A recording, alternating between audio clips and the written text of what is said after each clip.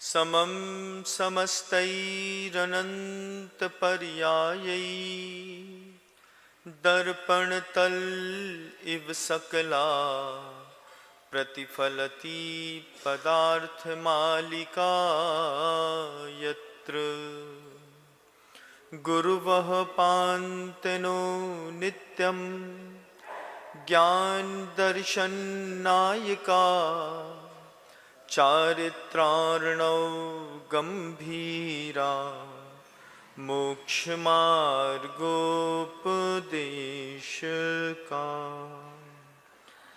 अहिंसा परमो धर्म की परम पूज्य आचार्य भगवंत गुरुदेव श्री विद्यासागर जी महाराज की, वर्तमान आचार्य परमेष्ठी गुरुदेव श्री समय सागर जी महाराज की, समस्त मुनि संघ की जय।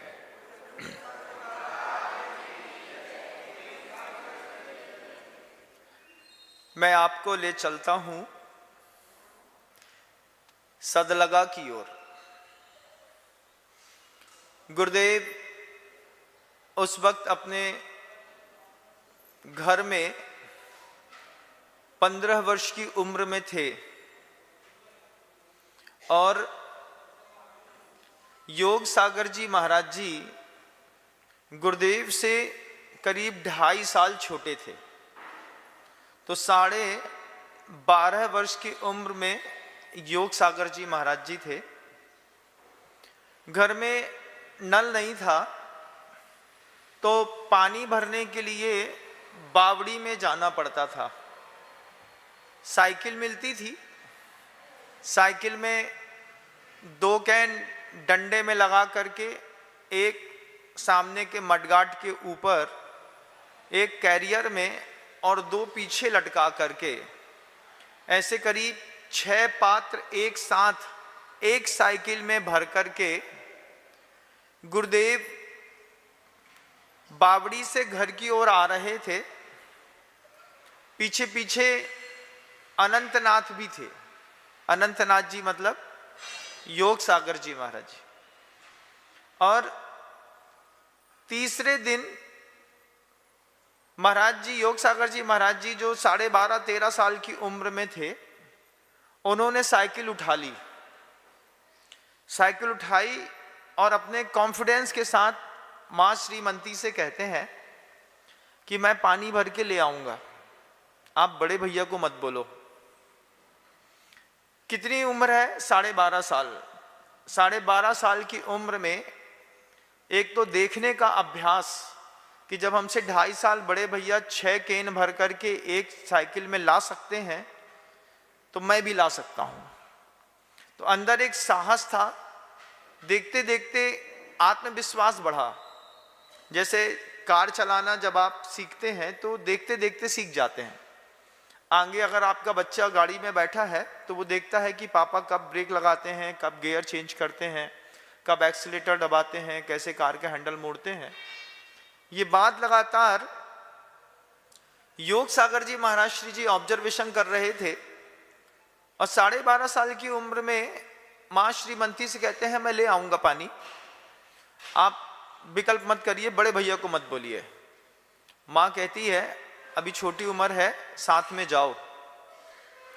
लेकिन जिद तो जिद थी और अपनी जिद में 12.5 साल की उम्र में पूरा का पूरा पानी बावड़ी तक साइकिल लेकर के जाना, पानी को खींचना, खींच करके भरना और भरने के बाद बैलेंस बनाते बनाते बनाते घर तक ला करके खड़ी कर दी। मात्र स्टैंड लगाना बस रह गया। स्टैंड नहीं लगा पाए तो उनको लग रहा था कि अगर मैं हैंडल छोड़ता हूं तो स्टैंड नहीं लगा पाऊंगा।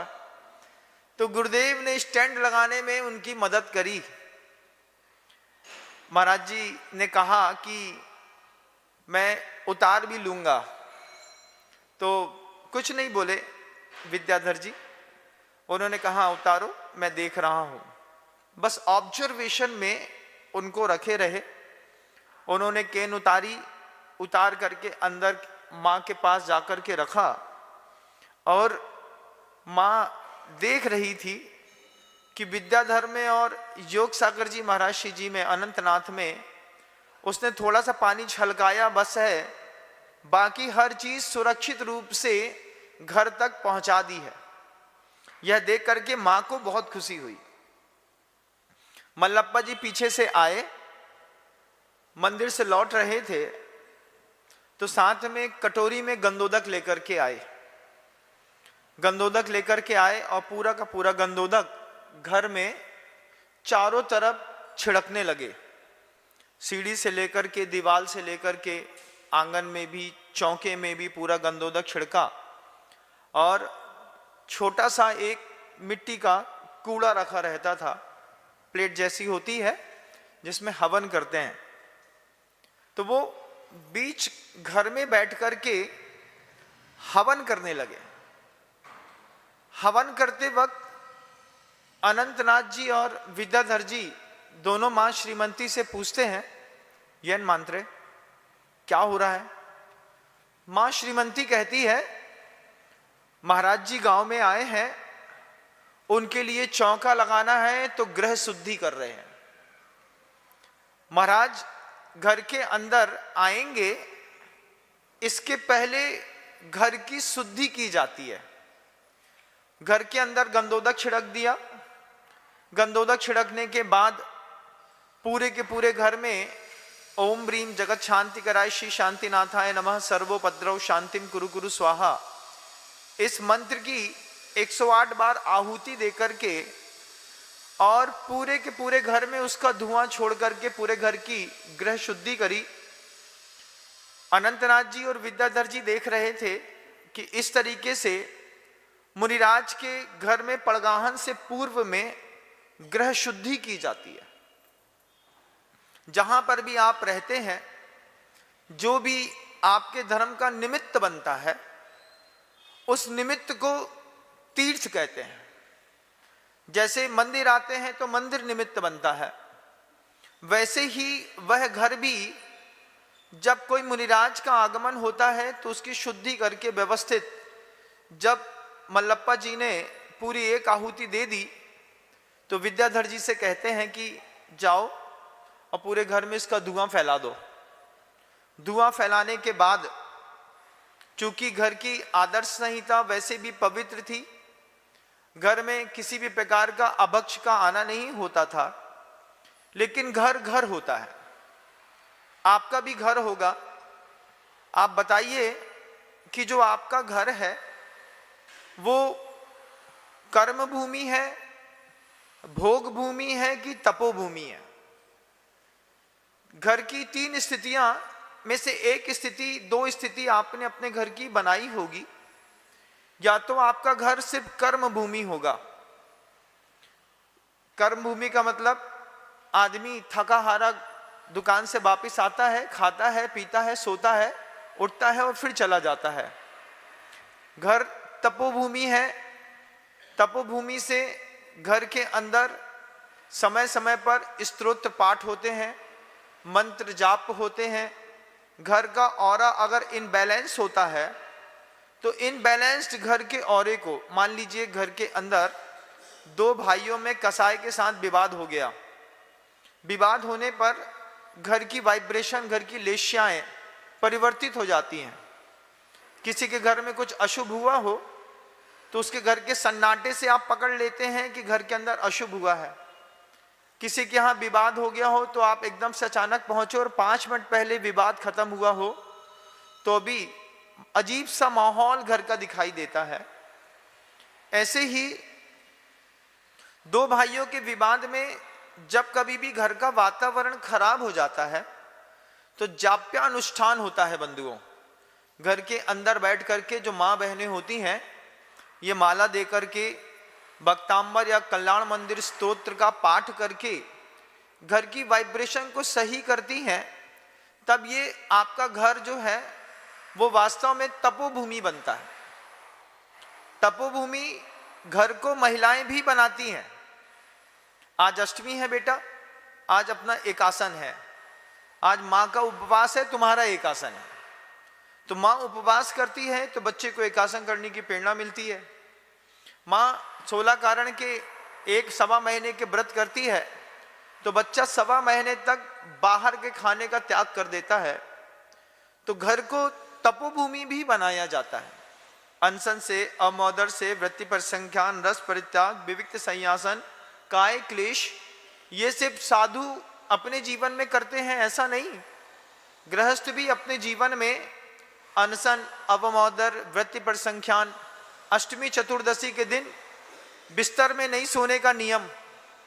आज अष्टमी है, अष्टमी को बिस्तर का प्रयोग नहीं करते, चटाई में मां सो रही है या माता और पिता दोनों ने व्रत ले लिए हैं, तो चतुर्दशी के दिन, अष्टमी के दिन, पूर्णिमा के दिन हम ब्रह्मचर्य व्रत से रहेंगे, साथ ही साथ चटाई का प्रयोग करेंगे, साथ ही साथ एकासन करेंगे और दिन में एक बार जो वस्त्र पहना है उसी का प्रयोग करेंगे। इस तरीके की परिपाटियां जब घर में चलती हैं तो घर घर ना होकर के तपोभूमि बन जाता है। एक आपका घर होगा जिसको आपने भोग भूमि बनाया होगा, उस भोग भूमि वाले घर में प्रवेश करते साथ ही एक रूपसी स्त्री या कन्या का एक बहुत बड़ा चित्र दिखाई देगा। घर का जो सुंदरतम वास्तु होता है उस वास्तु में राजहंस पंछी या कोई सती स्त्री पूजा करती हुई या निर्ग्रंथ साधु का चित्र अगर घर के प्रवेश द्वार पर है तब तो घर का वास्तु ठीक मान सकते हैं। लेकिन भोग भूमियों वाला जो घर होता है उस भोग भूमि वाले घर में आपको रूपसी स्त्री का चित्र सामने से दिखेगा। अंदर जाएंगे तो वैभव संपन्न दूसरी चीजें दिख जाएंगी। घर के अंदर तलवार लटकी मिल जाएगी। राजा महाराजाओं के यहाँ आपने पुराने जमाने में देखा होगा, शेर रखे मिल जाएंगे। घर में प्रवेश करते साथ ही सिंह मिल गया, या घर में प्रवेश करते साथ ही हिरण की खाल मिल गई। ये सब घर का वातावरण और वास्तु खराब कर देते हैं। लेकिन एक घर को भोग भूमि बनाने वाले जितने भी संवाद हैं वो आपने देखे होंगे अपने घरों के अंदर। आपके घर के अंदर लॉफिंग बुद्धा का कोई स्टैच्यू तो दिखाई देगा, लेकिन आपके घर के अंदर घर के दरवाजे पर अष्टमंगल प्रातिहार में से एक भी मंगल प्रातिहार दिखाई नहीं देगा। जबकि जैन शासन के घरों का वास्तु जैनों के हिसाब से बनता है। सिर्फ मंदिर का वास्तु बनता है ऐसा नहीं, घर का भी। मंदिर की वेदी पे रखे हुए प्रातिहार समय समय पर बोलियों के माध्यम से श्रावकों को मिलते हैं। वे श्रावक उन प्रातिहार्यों का प्रयोग अपने घर में अपने प्रातिहार्य को बढ़ाने के लिए करते हैं। ये सौभाग्य के रूप में मंगल कलश ले गए, उस मंगल कलश का चिन्ह आपने अपने दरवाजे पर लगा दिया जो प्रभु का प्रातिहार्य था। उस प्रातिहार्य से आपके घर के अंदर भरे हुए कलश, भरी हुई तिजोरियों की परंपराएं बनती हैं, तब तो वो कर्म भूमि या तपोभूमि कहलाता है। लेकिन आपका घर तो आपने भोग भूमि बना करके रखा है। भोग भूमि में क्या होता है महाराज? यथेष्ट सुख साधन सामग्रियां, भोग के विषय जितने चाहिए सब उपलब्ध हैं। धर्म ध्यान की एक भी वस्तु भोग भूमि में दिखाई नहीं देती। आपके घर में धर्म ध्यान की कौन सी वस्तु दिखाई देती है आप देखें, और भोग भूमि के लिए क्या उपलब्ध नहीं है। बाहर से कोई व्यक्ति आया तो हल्दीराम का भुजिया रखा है, कॉफी का पैकेट रखा हुआ है, नेस्कैफे रखी हुई है, अच्छी डाइनिंग बनाई हुई है, आपने अच्छे लेविस गद्दे बना करके रखे हुए हैं, आपने सोने के लिए बेड इतना सुंदर लगाया है कि वो अत्यधिक वैभव संपन्न दिख रहा है। लेकिन आपका घर योग संपन्न नहीं दिख रहा है। लेकिन सदलगा में मां श्रीमती जिस गृह में निवास करती थी, उस गृह निवास को आज भी आप जाकर के देखेंगे, पिछले 30 सालों में 45 सालों में उस घर के अंदर के कलर को बदला नहीं गया। जैसा 45 साल पहले कलर था वही कलर, वही आंगन, वही व्यवस्थाएं, हूबहू वैसी ही बना करके रखी हैं, इतिहास को दिखाने के लिए कि घर को तपोभूमि कैसे बनाया जाता है। मल्लप्पा जी पूरे घर का ऑरा बदल रहे थे। कल मुनिराज का आगमन होना है, आगमन होने से पूर्व में उन्होंने शुद्धि कर ली और जितना भी जल इत्यादि का स्थान था उस स्थान को व्यवस्थित करके उस आंगन को साफ करके अष्टकमल के दल की रचना करी। जहां पर मुनिराज को बैठाना है, उस चौकी के नीचे जहां पर महाराज बैठते हैं, उस बैठने वाली चौकी के नीचे मल्लप्पा जी ने चूने से अष्टकमल बनाया। अष्टकमल के दल का एक कमल बना करके वहां पर बताया कि यहीं पर मुनिराज को बैठा करके, खड़े करके और आसन दे करके इसी के ऊपर मुनिराज का आहार होगा। ये छोटी सी बात अनंतनाथ जी और विद्याधर जी बड़ी गहराई से सुन रहे थे। माने वैसे भी नियम ले रखा था, दक्षिण भारत में परंपरा चलती है प्रायः करके सफेद वस्त्र पहनने की। वहां पर लोकल व्यक्ति भी सफेद वस्त्र पहन करके ही घूमता है और मां श्रीमती हल्की छींट वाली सफेद साड़ी सूती कॉटन की पहनती थी। वो श्वेत वस्त्र बिल्कुल नए निकाल करके जिससे मुनिराज को हम आहार दान दे सकें, उपयोग में किए गए जो वस्त्र होते हैं उसमें हो सकता है भोगों का कोई प्रभाव दिखता हो, तो बिल्कुल शुद्ध वस्त्र निकाल करके सोले में डाल करके सबको बता दिया कि कल महाराज के पड़गाहन में विधिवत आप सभी को खड़ा होना है। मल्लप्पा जी ने जो थोड़ी बहुत तमाकू के बोरे घर के अंदर रखे हुए थे, चूंकि व्यवसाय चलता था तमाकू का, तो उन बोरों को उठा करके वहां से अलग करके थोड़ा सा गूगल जो है वो पूरे घर में जला दिया, जिससे घर के अंदर की वाइब्रेशन भी ठीक होगी और साथ ही साथ तमाकू की गंध भी मुनिराज को न लगे। आपके घर का माहौल होता है, आपके घर के अंदर भी विशेष विशेष प्रकार की गंध आती रहती है। महाराज हमारे यहाँ तो डीओ की आती है, आपके यहाँ डीओ की, स्पा की, दूसरी चीज़ों की गंध आती है, लेकिन कई बार चौके में लहसुन प्याज की भी बड़ी विचित्र गंध होती है। अगर कई परिवार ऐसे होते हैं जिनके घरों में इस तरीके के अभक्ष भी खाए जाते हैं और खाए नहीं जाते हैं, शौक पूर्वक खाए जाते हैं। लहसुन की चाकोली नहीं बनेगी, दाल में लहसुन नहीं डालेंगे, सब्जी लहसुन से प्याज से नहीं बगड़ेगी, तो उनको लगता ही नहीं कि हमने कुछ खाया। लेकिन जब मुनिराज का इन चौकों में आहार होता है, उस चौके की वर्गणा का प्रभाव मुनि के शरीर के ऊपर भी होता है। मां श्रीमती अनंतनाथ जी और विद्याधर जी दोनों से कहती थी, सामायिक की बहुत बड़ी कीमत होती है, महाराज की सामायिक नहीं बिगड़नी चाहिए, इसलिए आहार ऐसा दो जिसमें साधु की सामायिक में साधु परमेष्टि को आनंद आ जाए। शुद्ध सात्विक, उनकी उम्र के हिसाब से, उनकी जठराग्नि और उनके शरीर के सौष्ठव को देखते हुए योग आहार जब औषधि का रूप धारण करता है तब वह आहार आहार का दान माना जाता है।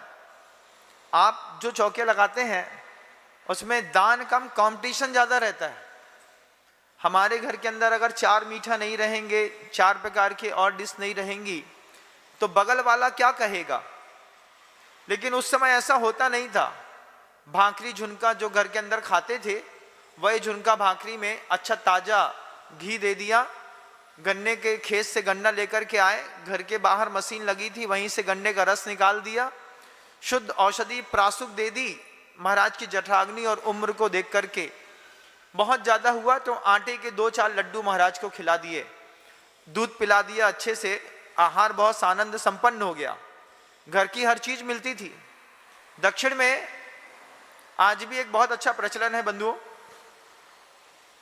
लड़का इंजीनियर हो जाए, एमबीए हो जाए, सीए हो जाए, सीएफए हो जाए, बड़ी बड़ी कंपनियों में जॉब करता हो, लेकिन अगर लड़के के पास खेती नहीं है तो लड़के का ब्याह नहीं होता। सबसे पहले वो देखते हैं कि इसके पास खेती है कि नहीं। भले 2 एकड़ का खेत हो, 4 गाय हो, 4 गाय होना जरूरी है, 2 एकड़ का खेत होना जरूरी है, नहीं तो लड़के के विवाह नहीं होते। हमने वहां पे पूछा कि ऐसी परंपरा क्यों है, तो उन्होंने कहा कि पूज्यपाद स्वामी ने धन लिखा है, धन की परिभाषा लिखी है, गवादयः, गाय इत्यादि को धन कहते हैं। इस नौकरी को, नौकरी करने को धन नहीं कहते। बोले इनका तो फिक्स है, सरकार इतना देगी, सरकार जो देगी तो बात की बात है। आगम ग्रंथ जिसको धन संज्ञा कहते हैं, उस धन संज्ञा में इनके घर में कुछ है कि नहीं, खेती है कि नहीं, गाय है कि नहीं। जब पूज्यपाद स्वामी के दिए हुए धन इनके घर में नहीं है, तो हम अपने घर का इतना बड़ा धन इनके घर में कैसे दे दें। ये विचार करके आज भी जिन घरों में खेती नहीं होती, उन घरों में दक्षिण भारत की बेटियां ब्याही नहीं जाती। आपके यहाँ भोग भूमि की परिभाषाएं बहुत बदल गई हैं, लेकिन एक स्वस्थ परंपरा कैसे निर्माण होती है, कैसे परिवार में घर का औरे का परिष्करण होता है, हम इस संवाद से देख रहे हैं। हम इस संवाद से देख रहे हैं। मल्लप्पा जी जब शाम को उद्बोधन देते थे तो बार बार तीर्थ शब्द की व्याख्या करती आ रही थी। तीरते इति तीर्थ, जो किसी को पार लगाने में सहायक होता है उसको तीर्थ कहते हैं। तीर्थ घाट को भी कहते हैं। इस घाट से उठ घाट जाने के लिए जो कहीं घाट पर उतरना होता है तो घाट को भी तीर्थ कहते हैं। तो सभा में संवाद निकल रहा था, मल्लप्पा जी तीर्थ की व्याख्या कर रहे थे। इतने में एक श्रावक, जो वो भी बुद्धिमान थे, विवेकवान थे, उन्होंने मल्लप्पा जी से कौतुक वसात पूछा कि पंडित जी बताइए, संसार समुद्र से पार होने वाला तीर्थ अलग होता है, लेकिन संसार को संभालने वाले तीर्थ कौन कौन से होते हैं। मल्लप्पा जी कहते हैं, फिर से एक बार प्रश्न करिएगा। फिर से उन्होंने प्रश्न किया कि संसार समुद्र से पार करने वाला तीर्थ तो मुझे पता है, देव शास्त्र और गुरु इनका सहारा लेकर के संसार समुद्र से पार हो जाएंगे, लेकिन संसार में भी जो व्यक्ति रहना चाहता है सुखपूर्वक, उसके लिए भी कोई तीर्थ होता है कि नहीं। मल्लप्पा जी ने तुरंत अपनी व्याख्या को बदल करके जो उदाहरण प्रस्तुत किया, वह उदाहरण गुरुदेव के मुख से मैंने कभी सुना था। मल्लप्पा जी कहते हैं, जिससे संसार में तरा जाए उसको तीर्थ कहते हैं। किससे तर सकते हैं आप? आपको संसार में सुख देने वाले कौन कौन से स्थान हैं? आपका घर है सुख देने का स्थान, आपकी दुकान होगी जिससे आप धन का उपार्जन करते होंगे, बच्चे हैं तो उनके लिए विद्यालय एक तीर्थ होता होगा, और एक मंदिर भी। 4 चीजें ले लीजिए, मल्लप्पा जी कहते हैं, दुकान ले लीजिए, घर ले लीजिए, मंदिर ले लीजिए और विद्यालय ले लीजिए। अब इन 4 चीजों का आप बताइए, आपके घर का ऑरा कैसा है? ऑरा एक वस्तु होती है ना, समझते तो हैं ऑरा को। उस ऑरे के माध्यम से आदमी के अंदर की सकारात्मक ऊर्जा दिखाई देती है। तो मल्लप्पा जी सामने वाले बैठे हुए व्यक्ति और सभा को संबोधित करते हुए कह रहे थे कि दुकान को आपने क्या बना करके रखा है? अड्डा बना करके रखा है कि तीर्थ बना करके रखा है? आपकी दुकान है, आपकी दुकान में कोई भी प्रकार की दुकान हो सकती है। आर्किटेक्ट की अपनी दुकान हो सकती है, सीए की अपनी दुकान हो सकती है, किराना वाले की अपनी दुकान हो सकती है, कपड़े वाले की अपनी दुकान हो सकती है। वो दुकान जिसके माध्यम से आप अपना व्यवहारिक जीवन बहुत अच्छे से जीते हैं, उस दुकान का ऑरा कैसा है? खाली वक्त में आपकी दुकान में भंगेड़ी गजेड़ी आकर के बैठते हैं, खाली वक्त में आपकी दुकान में चुगल करने वाले लोग आकर के बैठते हैं, मजाक करने वाले लोग। खाली वक्त में आप अपनी दुकान में दूसरे भी कोई ऐसे कार्य करते हैं जो भोग संबंधी हैं, तो आपने अपनी दुकान का ऑरा खराब कर लिया। छोटी उम्र में था तो मैं देखता था कि पहले एक लक्ष्मण सिल्वेनिया कंपनी की छोटी सी टीवी चलती थी बंधुओं, कभी आप लोगों को याद हो 1300 रुपए की वो टीवी आती थी हमारे टाइम पे, बहुत छोटी सी टीवी होती थी। मतलब टेक्सला कंपनी की टीवी आती थी एक गिफ्ट में, टेक्सला से भी छोटी लक्ष्मण सिल्वेनिया एक छोटी सी टीवी बनाती थी, कहीं पर भी उसको लगा देते थे। तो सिंधियों की दुकान में वो टीवी लगी रहती थी। तो एक दिन हमने पापा से कहा कि सबकी दुकान में टीवी है, अपनी दुकान में टीवी क्यों नहीं है, अपनी दुकान में भी टीवी होना चाहिए। जबकि ब्रश बेचते थे, मोदी कंपनी का ब्रश आता था, उसके जो उपहार मिलते थे उसमें 25-25 टीवियां गिफ्ट में आती थी, लोगों को बांटते थे लेकिन खुद की दुकान में नहीं लगाते थे। तो पिताजी ने भी बचपन में वो बात कही कि ये अपनी कर्म भूमि है, कर्म भूमि में भोग के साधन नहीं होने चाहिए। ये बात मल्लप्पा जी ने वहां पर कही। गुरुदेव ने जब मुझे इस संवाद को कभी बैठते में सुना रहे थे तो मैं एक दूसरे को क्लिक कर रहा था कि ऐसा यहां भी सुना था, ऐसा वहां भी हुआ। मल्लप्पा जी सभा में कह रहे थे कि दुकान के अंदर आपकी दुकान का ऑरा कैसा है। अगर आपका दुकान तीर्थ है तो पुरुष के लिए आप देखिएगा इस बात को, अगर आपकी दुकान तीर्थ है, दुकान में कोई ग्राहकी नहीं है, आप दुकान के साथ कैसा व्यवहार करते हैं? कहीं भी उठ जाते हैं, बैठ जाते हैं, अपनी दुकान छोड़ देते हैं, पड़ोसी की दुकान में चले जाते हैं, या आपकी दुकान में फालतू की बात करने वाले, बकवास करने वाले, कंदर बहुत कुछ करने वाले लोग आकर के जमवाड़ा लगा लेते हैं, वहीं पे हिया हू चलती रहती है। इसका मतलब है आपने अपनी दुकान का ऑरा खराब कर लिया। खाली दुकान में भी अगर 4 मवाली किस्म के लोग आकर के बैठ जाते हैं तो रोड से निकलने वाला व्यक्ति धारणा बना लेता है कि इस दुकान में जब देखो तब मजाक होती रहती है, फिर लोग उस दुकान में नहीं चढ़ते। इसलिए दुकान की भी अपनी एक पवित्रता होती है। पिताजी कहते थे घर के अंदर बनिया की गद्दी में पारस होता है, बनिया अपनी गद्दी में बैठा बस रहे, दुकान चले या ना चले। आप 8 बजे दुकान खोल ली है, सुबह 8:30 बजे, अब आपको शाम को 8, 8:30, 9 बजे तक, जब तक दुकान नहीं बंद होती, दुकान में ग्राहकी आए या ना आए, आपको दुकान में बैठना पड़ेगा। मैं भी यही करता हूँ, अपनी सीट पर बैठा रहता हूँ। लोग मुझसे बोलते हैं चलो घूम के आते हैं, हमने कहा नहीं, गद्दी नहीं छोड़ते, आचार्य जी कहते थे गद्दी में बैठे रहो, गद्दी में बैठने से गद्दी चलती है।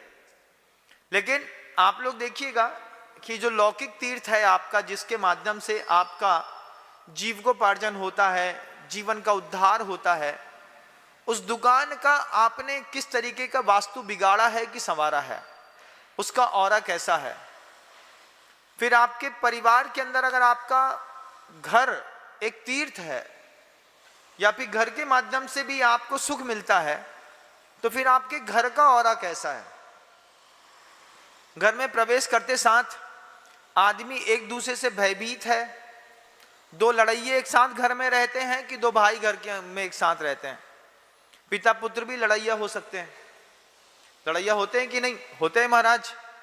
पिताजी आते ही साथ ही जैसे मैं लंकेश घर के अंदर आ गया हूं, ऐसी फीलिंग आती है घर के लोगों को। माँ दुबक जाती है, चाची ऊपर चढ़ जाती है, बच्चा टीवी बंद कर देता है, पिताजी चुप हो जाते हैं, पन्ने पलट दिए जाते हैं, टीवी का चैनल बदल दिया जाता है। इसका मतलब है तुम लंकेश हो। कौन? मैं लंकेश। लंकेश आ गया। लंकेश आता है तो आधे लोग घर छोड़ के भाग जाते हैं। बड़ा लड़का होता है वो धीरे से ऊपर उठता है, दूसरे वाले दरवाजे से चप्पल पहनता है, बाहर निकल जाता है। घर के अंदर लंकेश जब रहता है तो लंकेश को घर में बिल्कुल शांति दिखाई देती है। जैसे लंकेश निकल जाते हैं वैसे घर के लोग फिर वापस घर में आ जाते हैं, जैसे बाढ़ का पानी होके निकल गया। और उसके बाद फिर लोग तट पे जाकर के खेलने लगते हैं। तो कहीं आपकी भूमिका आपके घर के अंदर लंकेश जैसी तो नहीं है।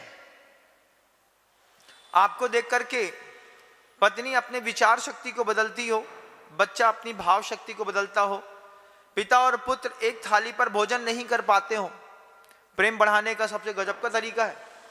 जब पिता को लगे कि बच्चे में हम में गैप बढ़ता जा रहा है, तो धीरे से पिता जो है खाना खाते वक्त बच्चे को बुला लेते हैं, गोलू आ जाओ, तुम भी एक रोटी खा लो हमारे साथ। इतनी सी बात कहने पर पिता की जान निकलती है। पता अपने लड़के से कैसे बोलते कि हमारे साथ थाली में खा लो। मर्यादा नाम की कोई चीज होती है कि नहीं होती है? हाँ, मर्यादा नाम की तो चीज होती है, लेकिन ये मर्यादा की बात नहीं कर रहे हैं आप। यहां पर तो गुंडागर्दी है कि हमारे और बच्चे के बीच में इतना जेनरेशन गैप है कि अगर बच्चा हमारे सामने बैठ जाए और बच्चा हमारी थाली में से रोटी हंसते हुए खा ले, बच्चे के साथ भी गुटकना मुश्किल है, क्योंकि तुमने ऐसा माहौल बना के रखा है। घर का ऑरा इतना खराब करके रखा है कि घर का कोई भी व्यक्ति तुम्हारे साथ बैठना नहीं चाहता। पहली बात तो घर का कोई व्यक्ति आपके साथ बैठना नहीं चाहता। दूसरी बात, घर का कोई भी व्यक्ति तुमसे सच नहीं बोलना चाहता। अगर घर का व्यक्ति घर के अंदर घर के बड़े से लगातार प्रत्येक व्यक्ति झूठ बोल रहा है, तो फिर उस बड़े व्यक्ति की जवाबदारी है कि हम अपने उस घर का ऑरा ठीक करें। इस ऑरे को ठीक किया जाता है कुछ सदनिमित्तों को अपना करके। धीरे से मान लीजिए आपके घर के अंदर ऐसा ऑरा बन गया है कि परिवार का प्रत्येक सदस्य आपसे झूठ बोलता है। आप भी समझते हैं, पत्नी के भी, पुत्र भी, भाई भी, चाचा भी, पिता भी, ताऊ भी, सब आपसे झूठ बोलते हैं।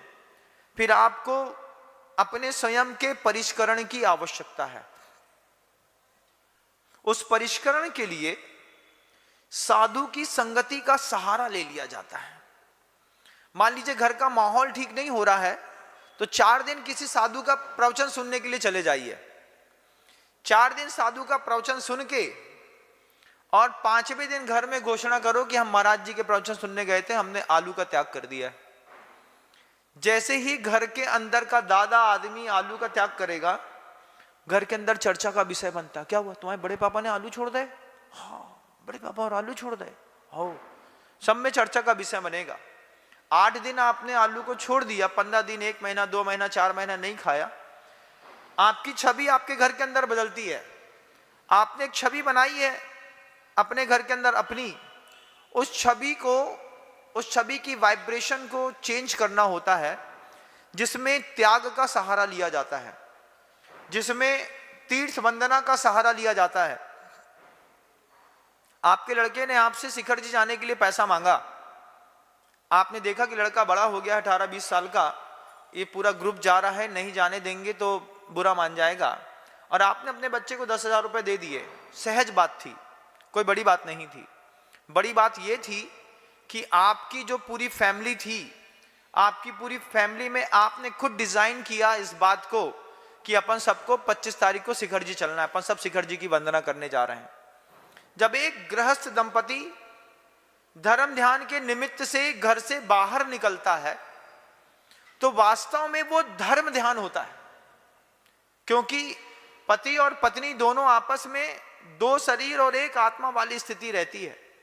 घर के अंदर रहते मेंटल फ्रस्ट्रेशन परिवार को संभालते संभालते इतना ज्यादा बढ़ जाता है कि उस वक्त मनाली की, कश्मीर की, कुल्लू की, गोवा की जरूरत नहीं है।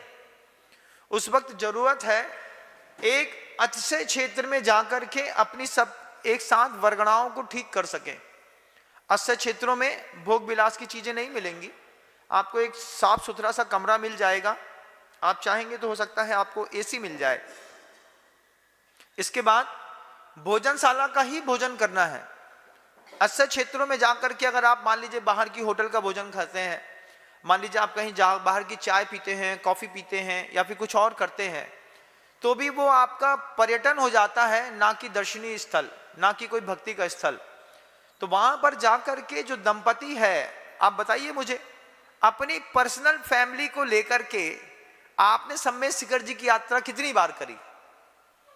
अपनी फैमिली को लेकर के आप मनाली घूमने गए होंगे, बनारस घूमने गए होंगे, गोवा घूमने गए होंगे, लेकिन सम्मेद शिखर जी सिर्फ व्यक्तिगत फैमिली के साथ, उसमें कोई चाचा नहीं, कोई ताऊ नहीं, कोई पिताजी नहीं, कोई नहीं, दोनों बच्चे, हस्बैंड वाइफ, 4 लोग, अपने अपना पैक बनाया, बेटा अपन चलते हैं, घूम के आते हैं, और पर्याप्त धन है, पर्याप्त समय है, इससे जीवन में एक अपना विकास होता है, घर का ऑरा बदलता है, घर के लोगों का ऑरा बदलता है, स्मृतियों में रहता है। पापा के साथ इस बार हमें भी 2 महीने पहले हम लोग सम्मेद शिखर जी घूम के आए। फिर सम्मेद शिखर जी से हमारे पापा ने एक गाड़ी कर ली, फिर हम लोगों ने पूरे पंचतीर्थ की वंदना करी, अच्छे से रुके, विधान किया, समोषण के दर्शन किए, गुणावा जी गए, इधर गए उधर गए, पंच पहाड़ी गए, कोलवा पहाड़ चढ़े, सब देख करके आए। ये 6-7 महीने तक ये स्मृति बनी रहेगी। 8 महीने तक स्मृति बनी रही। 8वें महीने में फिर उठे, चलो अपन सब एक बार गिरनार जी होकर के आते हैं। तो व्यक्तिगत परिवार के साथ जब आप बाहर निकलते हैं तो आपकी फैमिली का, आपके परिवार का बीच का गैप भी खत्म होता है और ऑरा भी ठीक होता है। मल्लप्पा जी समझा रहे थे कि अगर आपकी दुकान है जिससे आपको लाभ मिलता है तो दुकान को तीर्थ जैसा बनाओ। अगर घर है, घर से लगता है कि हमको सारी अनुकूलताएं मिलती हैं, तो फिर घर को तीर्थ जैसा बनाओ। आपके घर में साधना की साधन सामग्री कितनी है ये आप खुद तय करिएगा। भोग की साधन सामग्री घर के अंदर मिलना सहज बात है। महाराज जी आए तो महाराज जी के लिए मंदिर से एक पाटा उठा करके घर में ले गए। चौका लग रहा है, अब चौका लग रहा है तो अपने घर में तो पाटा है नहीं, अपने घर में तो सोफा सेट है, तो मंदिर का पाटा उठा करके घर ले गए। उसी में महाराज को बैठाया, पड़ोसी के घर से चांदी के बर्तन बुला लिए, फलाने के घर से घी ले लिया, फलाने को बोल दिया तुम हमारे घर में पानी भर देना। तो तुम्हारे घर संयोजना का केंद्र तो है, उत्पत्ति का स्थान क्यों नहीं है? उत्पत्ति स्थान भी होना चाहिए कि घर के अंदर साधु की साधना सामग्री हमारी व्यक्तिगत हो। कल को महाराज आहार करने आए और आहार करके बोले कि मेरा स्वास्थ्य ठीक नहीं लग रहा है, मैं यहीं पे सामायिक कर लेता हूं, तो साधु के बैठने के लिए एक तखत होना चाहिए। उसी तखत में अपने पिता की संलेखना कराइएगा बाद में चल करके। नहीं तो मैंने देखता हूं जिनके यहाँ किसी को कैंसर हो गया, बीमार हो गए, अंतिम समय में बिस्तर उठा दिया और दीवान में ही एक चटाई बिछा करके पिताजी को लेटा दिया। एक तखत बना करके रखो घर के अंदर ऐसा, जिसमें अगर ब्रह्मचर्य व्रत का नियम ले लिया हो तो इस तखत पे सो सके, अष्टमी चतुर्दशी को उसमें बैठ करके सामायिक कर सकें, कभी कोई व्रती आ जाए तो उस पर बैठ करके प्रतिक्रमण कर सके, साधु उसमें सामायिक कर सके, आपकी माँ चाहे तो उसमें विश्राम कर सके पति वियोग के बाद। ऐसी साधन सामग्रियों से सजा धरा घर होना अलग वस्तु है और घर को भोग भूमि बना देना बिल्कुल अलग वस्तु। आपका घर क्या है? तपोभूमि है, भोग भूमि है कि कर्म भूमि है? आप तय करिए। आपको विचार के लिए मैं सिर्फ एक संवाद दे रहा हूं। मल्लप्पा जी का वो मकान आज भी जाकर के देखिएगा। उसके जिस झूले पर विद्याधर जी बाल्यावस्था में झूलते थे उसको कलर भी नहीं किया बंधुओं, सेम टू सेम वैसा ही का वैसे ही जैसा उस समय बना था। वो रस्सी, वो झूला आज भी वहीं पर रखा मिलेगा। जिस बर्तनों में वो भोजन करते थे वो बर्तन भी आपको वहां पर लगे रहेंगे, इतिहास दिखाने के लिए कि स्वस्थ परंपराओं में जो घर था उस घर में इतनी अत्यधिक भोग विलासता की सामग्रियां नहीं थी कि जिससे घर न होकर के सर्कस जैसा दिखाई देने लगे। अभी किसी भी बड़े आदमी के घर में जाओ तो वो सर्कस के कम दिखाई नहीं देता। हर तरफ सुविधा सुविधा सुविधा, भोग भूमि। रास्ते में चढ़ते वक्त ऐसे ऐसे पेड़ लगा करके ऐसा दिखाते हैं कि जैसे हम यहां से स्वर्ग में ही जा रहे हैं। स्वर्ग को चढ़ने की सीढ़ी है और जब स्वर्ग को घुसते हैं तो जब कमरा देखते हैं तो नरक से कम दिखाई नहीं देता। महाराज कमरा नरक क्यों? कमरे में शुद्ध प्रकाश नहीं है, कमरे में वायु नहीं है, वही एसी लगा रहता है। वहीं पे तुमने ढूम ढुस किया, उस एसी ने उसी वायु को रिफ्रेश करके फिर तुमको दे दिया। ऐसे बिगड़े वास्तु वाले घर हमने हजार देखे। सुधरा वास्तु वाला घर देखा कभी आपने? पूर्व दिशा से सूर्य का उदय हुआ हो और मां ने सामने के खिड़की दरवाजे खोले हों और बिस्तर में सोते हुए पति और पुत्र के मुख में सीधा जब सूर्य चकमक करता है तो पूरा का पूरा कमरा प्रासुक हो जाता है, शुद्ध हवा आती है जाती है। इन सब से सजा धजा वास्तु का घर होना अलग बात होती है, और भोग भूमि और स्वर्ग बना देना बिल्कुल अलग बात होती है। मल्लप्पा जी सामने वाले व्यक्ति को संबोधन दे रहे थे। वे कह रहे थे कि अगर आपका दुकान आपके लिए इष्ट है तो दुकान को तीर्थ बनाइए, अगर आपका घर आपका इष्ट है तो भी घर को भोग भूमि ना बना करके तीर्थ बनाइए। अगर विद्यालय आपका इष्ट है, जो बच्चे होते हैं उन बच्चों के लिए कहना चाहूंगा, विद्यालय को विद्यालय मत बोलो, विद्यालय को लिखो कि ये ज्ञान तीर्थ है। यहां से मिलने वाला ज्ञान आदमी को तारने में निमित्त बनता है। विद्यालय को ज्ञान तीर्थ कहते हैं, लेकिन अगर विद्यालय का शिक्षक ज्ञान तीर्थ के अंदर गुटखा खाता मिल जाए, दबा है, मां साहब हिंदी पढ़ा रहे थे और यहां पर एक तमाकू का गुटखा भी दबा था, और मास्टर साहब ने वो तमाकू गुटखा, सुनो जाओ सामने वाली दुकान से गुटखा ले आना, बोले बड़े मास्टर साहब का गुटखा दे दो। तो वो जो शिक्षक था, वो शिक्षक अगर विद्यालय में बैठ करके गुटखा चबा रहा है, पान थूक रहा है, मैं जाता हूं जिस भी विद्यालय में, सो उस विद्यालय की दीवारें भी देखता हूं, जाकर के समझता हूं कि अगर यहाँ के शिक्षक पान खाते होंगे तो थूकते कहाँ पे होंगे। स्पॉट तो दिख जाता है ना, एविडेंस तो दिख ही जाता है कहीं ना कहीं पे। तो अगर आप शिक्षक हैं, विद्यालय में बैठ करके आपने ज्ञान तीर्थ को दूषित कर दिया। वो बच्चा वहां पर क्या उम्मीद के साथ आया था, आचार्य देवो भवः, ब्रह्मा विष्णु महेश, कैसे कैसे शब्द श्लोक लिखे होते हैं ना दीवार पे, गुरु ब्रह्मा गुरु विष्णु गुरु देवो महेश्वरः, गुरु साक्षात परम ब्रह्म तस्मै श्री गुरुवे नमः।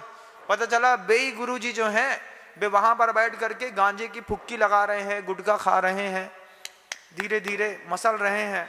ले मां सब अपनों ले ली, दूसरे महाराज साहब ने भी ले लिया, आपने भी ले लिया, ज्ञान तीर्थ को दूषित कर दिया। बच्चे भी वहीं से सीख गए। अब जैसे ही आप गए तो बच्चे को पता है ये मार्ट साहब का बैग है, इसमें चूना और तंबाकू की एक पुड़िया रखी है। दो बच्चे आए, उन्होंने धीरे से ट्राई बॉल मारी और ट्राई बॉल सक्सेस हो गई। एक बार ट्राई बॉल सक्सेस हो गई, फिर क्या है, लगार लगती है बंधुओं। गंजेड़ी भंगेड़ियों को, बीड़ी पीने वाले को, गुटखे खाने वाले को दोस्त नहीं बनाने पड़ते, चेहरा देख करके बन जाते हैं। काले काले ओंठ देख करके दूर से समझ जाते हैं साला पीता होगा। क्यों भाई, प्यार से पूछते हैं ट्रेन के ऊपर भी, भाई कुछ है क्या, है ना, लेना भाई। भाई भाई को बीड़ी देने में, भाई भाई को गुटखा देने में, भाई भाई को गांजा देने में कभी नहीं संकोच करता। इसमें जातिगत बंधन नहीं है। किसी भी जाति का भाई ट्रेन में मिल जाए, बस है क्या पूछना पड़ता, क्यों है क्या, इतने में समझ जाता है क्या मांगा जा रहा है, और तुरंत निकाल करके ऐसा दे दिया जाता है जैसे यहां से उठा करके एक हीरा तुमको दे दिया, और वो भी धन्य हुआ मैं, अरे यार इतनी देर से लगी थी चुलुक, तुमने दे दिया। अब ये बच्चे सीखते हैं ज्ञान तीर्थ के अंदर। अगर शिक्षक इस तरीके की हरकत करता है तो बच्चों को बोलना पड़ता है कि जाओ तुम अपने ज्ञान तीर्थ में अवगाहन करने, वहां पर कुछ अच्छा सीखने के लिए जाओ। गुरुवर कहते थे इस बात को कि विद्यालय में विद्या की कीमत कम और सहयोगी विद्या की कीमत बहुत ज्यादा होती है। बच्चे किस स्तर के आते हैं, आप जिस विद्यालय में पढ़ते हैं उस विद्यालय में किस लेवल के बच्चे पढ़ते हैं। बच्चे जिस लेवल के पढ़ते हैं आपका बच्चा उसी लेवल का होगा, इसको ध्यान रखिएगा। शिक्षक तो आधा घंटा पढ़ा करके चला गया, लेकिन 8 घंटे तक जिस मेंटल लेवल के बच्चों के साथ आपका बच्चा रहता है, आपके बच्चे का भी मेंटल डेवलपमेंट उसी स्तर का होता है। इसके लिए गुरुवर ने बहुत चिंतन करने के बाद ज्ञानोदय विद्यापीठ प्रतिभा स्थली की स्थापना करी, जिसमें आचार्य श्री जी का भाव था कि जितनी भी बेटियां हैं, ये बेटियों की मानसिकता शिक्षक के जाने के बाद भी सुरक्षित बनी रहे। तो अहिंसक समाज की बेटियां, जैन समाज की नहीं, अहिंसक समाज की, जो मांस मदिरा से दूर हैं, ऐसे किसी भी कौम का व्यक्ति प्रतिभा स्थली में जब अपनी बेटी का एडमिशन कराता है तो बेटियों को विद्यालय में विद्या के अलावा जो माहौल मिलता है वो माहौल देखने लायक है। अभी मोक्ष सप्तमी का दिवस निकला है, आपको जान करके आश्चर्य होगा कि ज्ञानोदय विद्यापीठ प्रतिभास्थली में पढ़ने वाली करीब 4,500 बच्चियों में से करीब 3200 बच्चियों ने निर्जल उपवास किए। चौथी क्लास की बच्ची ने पूरे दिन निर्जल उपवास किया। साधना का माहौल ज्ञान तीर्थ में, बिगड़ा माहौल नहीं। आपका जो विद्यालय होगा ना, उस विद्यालय के बाहर जब रिसेस होती है, हाफ टाइम होता है, तो आपको कुछ ठेले में समोसा बेचने वाले, चाय बेचने वाले, पोहा बेचने वाले, मंगौड़ी बेचने वाले, आलू बंडा बेचने वाले मिल जाएंगे। लेकिन विद्यालय में इस तरीके की हाफ टाइम में आप कभी देखिएगा, बहुत सारे विद्यालय में जब आधी छुट्टी होती है, बच्चे भोजन के लिए निकलते हैं, तो बाहर के ठेलों में लाइन लगी रहती है। ये भी प्रधानाध्यापक का एक जवाबदारी रहती है कि बच्चे अशुद्ध ना खाएं, गलत ना खाएं। वहीं पर व्यवस्था दी जाती है। प्रतिभा स्थली में वो व्यवस्था दी गई कि बेटियां निर्धारित करती हैं कि किस स्तर का भोजन होगा, किस स्तर के स्नैक्स होंगे, किस स्तर का खाने पीने का होगा। बच्चियों के दूध में बॉर्नवीटा जैसी दूसरी चीज डाली जाती है जो टेस्ट बॉर्नवीटा का देती है, लेकिन बॉर्नवीटा होती नहीं। शुद्ध वातावरण में बेटियों की शिक्षा देना, पढ़ाना, उस विद्यालय को विद्यालय न बना करके आचार्य भगवंत ने ज्ञान तीर्थ बनाया। और ज्ञान तीर्थ के साथ ही वहां पर भगवान की स्थापना, मंदिरों की स्थापना करी कि बेटी पूरे के पूरे पवित्र माहौल पे रहे। आज आपकी बेटी जिस कॉन्वेंट स्कूल में जाती है, क्या वो ज्ञान तीर्थ है? मैं पूछना चाहता हूं, बस पूछना चाहता हूं, मुझे बताइएगा। पूरी दुनिया के लोगों से मैंने इस बात को पहले भी कहा है कि हाफ स्कर्ट का ज्ञान के साथ क्या संबंध होता है। बच्चियां 10वीं क्लास की बच्ची है, 10वीं क्लास की बच्ची कॉन्वेंट स्कूल में घुटने से ऊपर का स्कर्ट पहन करके जा रही है। लेगी पहनना अलाउ नहीं है। शिक्षा का, ज्ञान का आधी कटोरी इस स्कर्ट के साथ क्या संबंध है, मैं जानना चाहता हूं। बस कोई मुझे समझाने की कोशिश करे कि हाफ स्कर्ट का शिक्षा के साथ क्या संबंध है। शिक्षा का हाफ स्कर्ट के साथ कोई संबंध नहीं है। अश्लीलता का उसके साथ बहुत बड़ा संबंध है कि बच्चे को वल्गर होना सिखाते हैं उनके ड्रेसिंग सेंस। अगर आप मान लीजिए बच्चे के ड्रेसिंग सेंस में इस तरीके की टाइट जीन्स है, टाइट टी शर्ट है, बच्चे बड़े होते हैं तो उनके दिमाग में वल्गैरिटी फैलती है। ये अमेरिकन कल्चर है बंधुओं। इस अमेरिकन कल्चर को भारत की वसुंधरा पे बहुत सारे स्कूलों ने लगा करके, चला करके दिखाया। आज आप भी अपनी जवान बच्ची को स्कर्ट के साथ स्कूल भेजने जाते होंगे। आप कह सकते हैं कि महाराज बचपन से उसकी यही स्कूल की ये यूनिफॉर्म है। मुझे समझ में नहीं आता, जैन समाज के बच्चे पढ़ते हैं, सभ्य समाज के बढ़ते बढ़ते हैं, पेरेंट्स टीचर मीटिंग होती है। पेरेंट्स टीचर मीटिंग में एक तरफा वो शिक्षक आपके बच्चे के बारे में आपको बताता है, आप शिक्षक को अपने संस्कृति के बारे में कुछ नहीं बता सकते। हमारी बेटी जो है अब वो बड़ी हो गई है, अब हमारी बेटी जो है वो लेगी पहन करके आएगी, सलवार सूट पहन करके आएगी। आपको हमारे बच्चों के हिसाब से अपनी स्कूल का ड्रेस कोड बदलना होगा।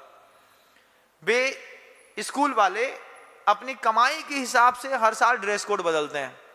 पिछली बार चेक वाली शर्ट थी, उसमें ब्लू चेक के डॉट्स बड़े थे, व्हाइट कम था। इस बार अपोजिट कर दिया। क्यों? पैसा कमाना है। तो वो पैसा शोषण के केंद्र बन गए। इस शोषण के केंद्रों को ज्ञान तीर्थ नहीं कहते, ये लूट के धंधे। किसी ने मुझसे कहा था सतना में पैसा कमाने की 3 बड़ी इंडस्ट्री है।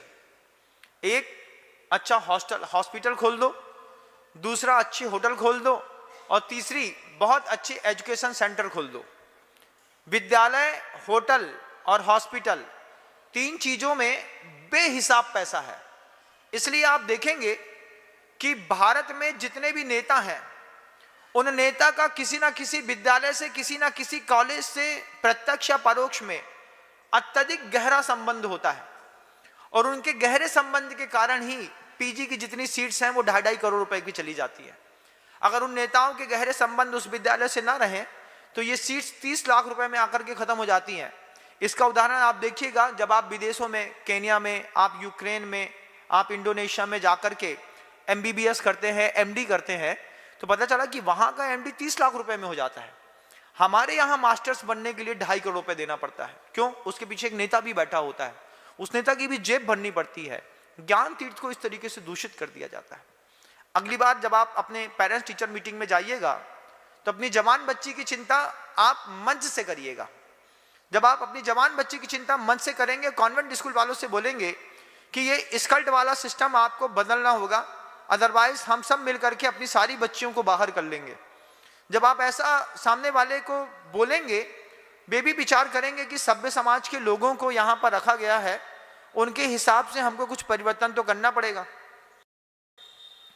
वो गणेश चतुर्थी थी, अभी आने वाली है। ये गणेश चतुर्थी आएगी, जब आपके पर्युषण पढ़ेंगे, सनातन परियों की गणेश चतुर्थी पड़ेगी, उसी दिन वे एग्जाम रखेंगे चला करके। अभी से बता देता हूं, अगली पेरेंट टीचर मीटिंग में जाते साथ ही बात करिएगा, पर्युषण पर्व में, गणेश चतुर्थी में कॉन्वेंट स्कूलों के कोई भी एग्जाम नहीं होंगे। इतना तो उनसे लागू कराइए। 35-35, 40-40 हजार रुपए दे रहे हैं, बच्चे वहां पर उल्टा सीख रहे हैं, हाफ स्कर्ट की ड्रेसिंग सेंस सीख रहे हैं, टाइट जीन्स सीख रहे हैं। उसके साथ धार्मिक सिद्धांतों से दूर करने का एक लाजवाब तरीका है। जब इनके पर्युषण पर्व आएंगे, जब इनके गणेश चतुर्थी का माहौल होगा, गणेश जी की बैठकी होगी, उसी वक्त एग्जाम रख दो। अब माता पिता और बच्चे तीनों के तीनों पढ़ाई में व्यस्त हैं, ना धर्मदान कर पा रहे, ना कुछ कर पा रहे। प्रतिभास्थली ज्ञानोदय विद्यापीठ में पर्युषण पर्व के 10 दिनों के अंतर्गत पूरी छूट रहती है, जिसको धर्म ध्यान जितना करना है कर लो, एग्जाम इसके बाद लिए जाएंगे। हमारे यहाँ भारत में आए हैं, 25 दिसंबर को एग्जाम ले लीजिए, बड़ा दिन वहां पर होता है 25 दिसंबर में, यहां थोड़ी होता है।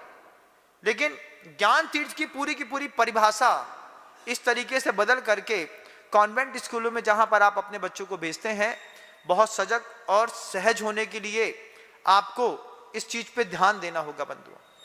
मल्लप्पा जी तो वहां पर अपनी बात को बता रहे थे, लेकिन जब इस बात को गुरुदेव से मैं सुन रहा था 30 सालों के बाद, तब मैं सोच रहा था कि आचार्य सिंह जी के इस संवाद का एक मॉडिफाई वर्जन तो एक न एक दिन लाना होगा।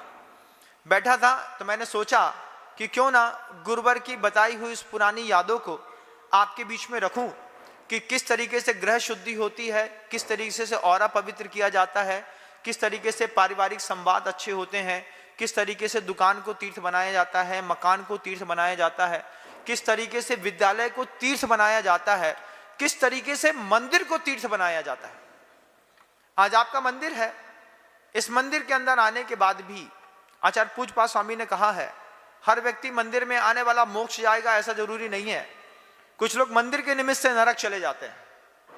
मंदिर में आकर के पर स्त्री रमण की भावना पैदा हो जाती है, भोग की आकांक्षाएं पैदा हो जाती हैं, पूर्व व्रतानुस्मरण विशेष रस स्वशरीर संस्कार त्यागाह पंच, ये जो सूत्र अतिचार के थे, ये मंदिर में लग जाते हैं। पुरुष की दृष्टि मान लीजिए किसी महिला की साड़ी की तरफ चली गई, तो मात्र पुरुष की गलती नहीं है, उस महिला की भी गलती है जिसने मंदिर के अंदर ध्यान भटकाने वाले साधनों को लेकर के आई। अगर आप भी मंदिर के अंदर आकर के किसी के नरक जाने का नौकर्म बनते हैं, आपकी साड़ी बन सकती है, आपकी चाल बन सकती है, आपकी पायल की आवाज बन सकती है, आपके बोलने का तरीका बन सकता है। आप इस बात को गंभीरता से देखिएगा। अगर इस बात को पूरी दुनिया की जैन समाज समझ गई तो मंदिर में फैंसी ड्रेस कंपटीशन खत्म हो जाएगा। अभी 12,000, 14,000, 16,000, 8,000, 9,000 की साड़ियां, अगर 15 दिन तक हमने फैंसी ड्रेस कंपटीशन में भाग नहीं लिया, अच्छी साड़ी पहन के नहीं गए, तो लोग क्या कहेंगे? ये बात बिल्कुल तय है।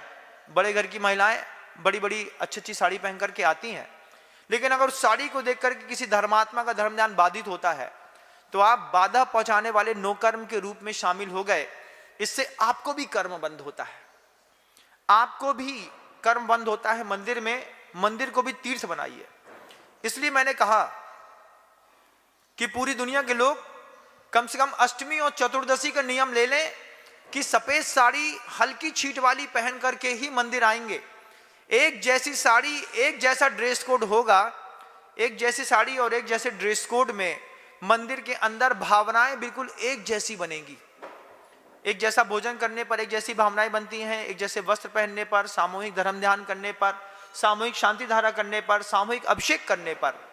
आपका मंदिर अभी तक मंदिर होगा, आपका मंदिर हो सकता है पिकनिक स्पॉट आप लोगों ने बना लिया हो, लेकिन अब हमें इस मंदिर को तीर्थ बनाना है। उस तीर्थ की अपनी एक मर्यादा होगी, अपना एक वैभव होगा।